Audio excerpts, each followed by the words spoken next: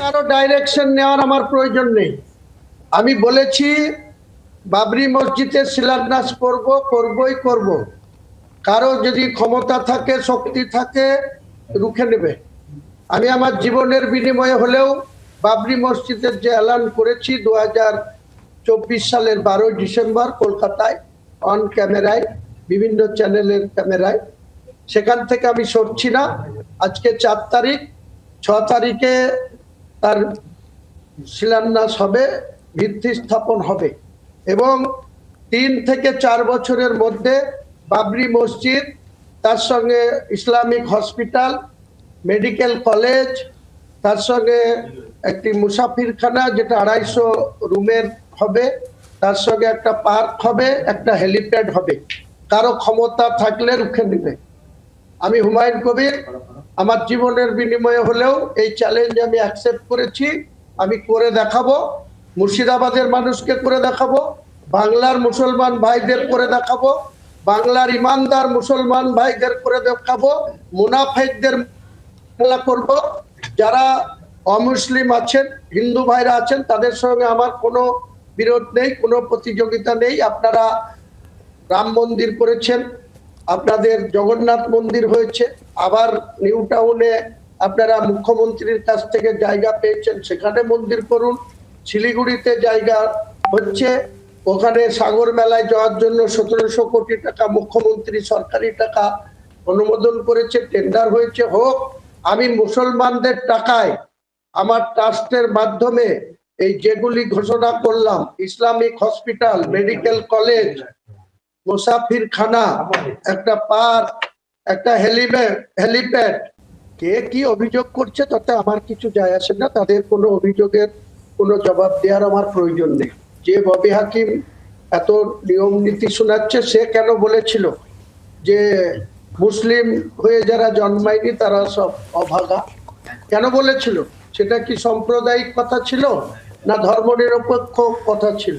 সেই কথার জবাব যতক্ষণ ববি হাকিম না দেবে, ববি হাকিমের কোনো কথার জবাব আমি দেব না। টিএমসির বিধায়ক পদ যেটা নির্বাচিত হয়ে আছে সেটা রিজাইন করে দেব। এদের চক্রান্ত আমি অনেকদিন থেকেই বুঝতে পেরেছি। আমাদেরকে পদে পদে অসম্মান করেছে। মুখ্যমন্ত্রী মমতা বন্দ্যোপাধ্যায় আমার সঙ্গে দ্বিচারিতা করেছে, মিথ্যা কথা বলেছে, দিনের পর দিন আমাকে দিয়ে ভোট করিয়ে নিয়েছে, আমাকে দিয়ে যা কিছু তার স্বার্থ পূরণ করার দরকার সেটা করে নিয়েছে। 2012 সালে যেদিন আমি তৃণমূল কংগ্রেসে এসেছিলাম, আজকে যারা মুর্শিদাবাদ জেলায় এমপি, এমএলএ, সাংগঠনিক জেলার সভাপতি, কেউ মন্ত্রী, কেউ প্রাইমারি কাউন্সিলের চেয়ারম্যান হয়ে বসে আছে, তাদের থেকে আমার যোগ্যতা রাজনীতিতে কোনো অংশে কম নয়, কিন্তু আমাদের সঙ্গে দ্বিচারিতা করা হয়েছে। সেই দ্বিচারিতার জবাব তৃণমূল কংগ্রেসকে তাদের রাজ্য থেকে ক্ষমতাচ্যুত করে তাদের খেসারত পাইয়ে দিই। নমস্কার বন্ধুরা, আপনারা দেখছেন রিপোর্টার বাংলা। হুমায়ুন কবির কি বললেন সেটা আপনারা পুরো সম্পূর্ণ শুনলেন। তিনি পরিষ্কার করে বললেন যে বাবরি মসজিদ আমি শিলান্যাস করব, মসজিদ তৈরিও করব, যে বাবরি মসজিদ আমি তৈরিও করব এবং আমার জীবনের বিনিময় হলেও আমি তা করে দেখাবো, এবং যদি আমাকে কেউ আটকাতে পারে তো আটকে দেখাক।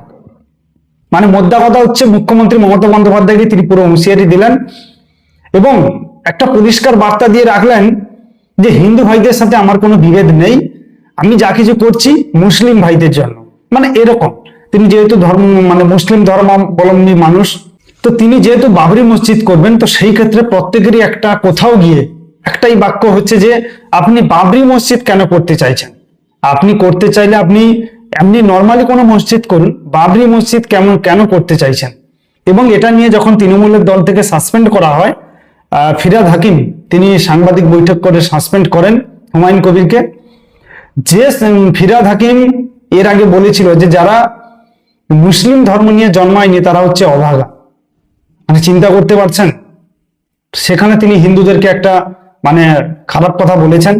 দ্বিতীয়ত, হুমায়ুন কবিরকে সাসপেন্ড করে মুখ্যমন্ত্রীর দল বা তৃণমূল কংগ্রেস কি বোঝাতে চাইলো যে আমরা হিন্দুদের পাশে আছি, যেহেতু বাবরি মসজিদ উনি করতে চাইছেন তো আমরা কোনোভাবে ওই জিনিসটাকে সাপোর্ট করছি না, তাই তো?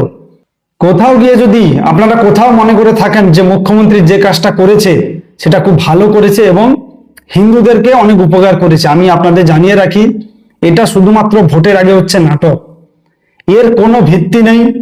হুমায়ুন কবিরকে সাসপেন্ড করা এটা হচ্ছে প্রি প্ল্যান, এবং তিনি যেটা বোঝাতে চাইছেন যে আমি হিন্দুদেরকে ভালোবাসি, সেটা আর কোনোদিনও সম্ভব নয়। কারণ এই রাজ্যে তৃণমূল কংগ্রেস বা রাজ্যের মুখ্যমন্ত্রী হোক, অভিষেক বন্দ্যোপাধ্যায় হোক, বা তৃণমূল কংগ্রেসের প্রচুর নেতা রয়েছেন যারা যারা ওপেন বলে যে হিন্দু ধর্ম বলে কিছু হয় না, ডাইরেক্ট। তো তারা যাই হোক, এরা যে হিন্দু বিরোধী প্রত্যেকে, সেটা আমরা খুব ভালো করে জানি। আর এই নিয়ে রাজ্য সরকার যা কিছু করছে এই মুহূর্তে, এটা হচ্ছে সম্পূর্ণ প্রি প্ল্যানিং, মানে এটা হচ্ছে পুরো নাটক। কেউ যদি মনে করে থাকেন যে হুমায়ুন কবিরকে সাসপেন্ড করে দিয়ে মমতা বন্দ্যোপাধ্যায় আমাদের খুব ভালো করছে, যদি কোনো হিন্দু মনে করে থাকেন, আপনি এখন মূর্খের সঙ্গে বাস করছেন। আমি আপনাদের আবারও বলে রাখি, মমতা বন্দ্যোপাধ্যায় যা কিছু করেছে এর সাথে মানে দেখুন, মুসলিম ভোট তো ওনার হাত থেকে বেরিয়ে যাবে। শুধু শুধু যে হুমায়ুন কবিরকে সাসপেন্ড করেছে বলে নয়, এই যে বাবরি মসজিদ করতে দেবে না, প্রচুর মুসলিম চাইছে বাবরি মসজিদ হোক। দ্বিতীয়ত, প্রচুর মুসলিম এই মুহূর্তে চলে যাচ্ছে আইএসএফ এর দিকে, মানে নওশাদ সিদ্দিকীর যে দল রয়েছে, এবং প্রচুর মুসলিম এই মুহূর্তে গড়াচ্ছে বিজেপির দিকে। কারণ তারা জানে যে বিজেপি থাকুক আর না থাকুক, আমরা যেরকম আছি সেরকম থাকবোই। তাই আমাদের থাকার জন্য কোনোভাবে তৃণমূল কংগ্রেসকে প্রয়োজন নেই। কারণ তৃণমূল কংগ্রেস এই মুহূর্তে মানুষকে যেভাবে ভুল বোঝাচ্ছে, মুসলিমদের যেভাবে ক্ষতি করেছে এই তৃণমূল কংগ্রেস, বা মুসলিমদের যে ক্ষতি করেছে এই তৃণমূল কংগ্রেস, সেটা কিন্তু এই মুহূর্তে প্রত্যেকটা রাজনৈতিক দল বুঝতে পারছে। মমতা বন্দ্যোপাধ্যায় প্রত্যেকটা সময় শুধু ভাঙতামি বলেছে। শুধু মমতা বন্দ্যোপাধ্যায় নয়, তার সাথে রয়েছে অভিষেক বন্দ্যোপাধ্যায়। তিনি কিন্তু ডাইরেক্ট বলেন না। মমতা বন্দ্যোপাধ্যায় ডাইরেক্ট বলে দেন আমি ওয়াকফ বিল মানি না, আমি করতে দেব না, সেটা তিনি মেনে নেন। আমি এসআইআর করতে দেব না, সেটা তিনি মেনে নেন। মানে মুসলিমদের নিয়ে যা কিছু সমস্যা, ওয়াকফ বিল এটা হচ্ছে মুসলিমদের জন্য। তো এর আগেও প্রচুর এরকম জিনিস হয়েছে যেটা মুসলিমরা মানতে চায়নি, সেটাই সাথ দিয়েছে কি মমতা বন্দ্যোপাধ্যায়। কিন্তু শেষ পর্যন্ত কি দিয়েছে? সেইটা দেয়নি। সেটা কিন্তু মুসলিমরা এখন বুঝতে পারছে যে মমতা বন্দ্যোপাধ্যায় শুধুমাত্র শুরু হওয়ার সময় কোনো একটা যখন গন্ডগোল হয়, যখন মুসলিমদের বিরুদ্ধে বা মুসলিমদেরকে নিয়ে তারা যখন ভাবছে যে আমাদের বিরুদ্ধে এটা খারাপ হচ্ছে আমাদের বিষয়, তারা যখন প্রতিবাদ শুরু করে, তখন তাদের সাথ দেন একমাত্র রাজ্যের মুখ্যমন্ত্রী মমতা বন্দ্যোপাধ্যায়। ঠিক কিছুদিন পরেই সেই মুখ্যমন্ত্রী মমতা বন্দ্যোপাধ্যায় কি করে, তাদের কাছ থেকে পিছিয়ে আসেন। কারণ তিনি জানেন যে এগুলো আটকানোর ক্ষমতা আমার কেন, কারুরই নেই। যা কেন্দ্র সরকার যেভাবে আইন করবে সেটা মানতেই হবে, নির্বাচন কমিশন যা আইন করবে সেটা মানতেই হবে। কিন্তু মুসলিমদের বোকা বানিয়ে তাদের কাছে প্রথমে থেকে যান মমতা বন্দ্যোপাধ্যায়, এবং পরে তাদেরকে মানে তারা যখন বুঝতে পারছে যে হ্যাঁ এই মমতা বন্দ্যোপাধ্যায় তো আমাদের বলেছিল আমাদের কাছে থাকবে, তাহলে তিনি নেই কেন এখন? কারণ তিনি কোনোভাবে এগুলোকে আটকাতে পারবেন না, সেটা এই মুহূর্তে বুঝতে পারছে মুসলিমরা। তো সবাইকে অনুরোধ করবো, যারা এই ভিডিওটা দেখছেন, যদি আপনাদের কোথাও শেয়ার করার প্রয়োজন মনে হয় অবশ্যই শেয়ার করবেন। এবং যদি কোনো মুসলিম ভাই এই ভিডিওটা দেখতে পান বা দেখে থাকেন, আপনাদেরকে আমি এটুকু বলতে পারি যে যদি আপনারা ভারতবর্ষের নাগরিক হন, যদি এখানকার বাসিন্দা হন, আপনাদের ভয় পাওয়ার কোনো কারণ নেই। বিজেপি থাকলেও আপনাদের উন্নতি হবে, আর বিজেপি না থাকলেও, যদি মমতা বন্দ্যোপাধ্যায় না থাকে, যেই সরকার আসুক অবশ্যই আপনাদের ভালো করবে। কিন্তু মমতা বন্দ্যোপাধ্যায় বা তৃণমূল কংগ্রেস আপনাদের ভালো কোনোদিনও করবে না, এটুকু আমি আপনাদের বলে রাখতে পারি। সবাই ভালো থাকবেন, সুস্থ থাকবেন।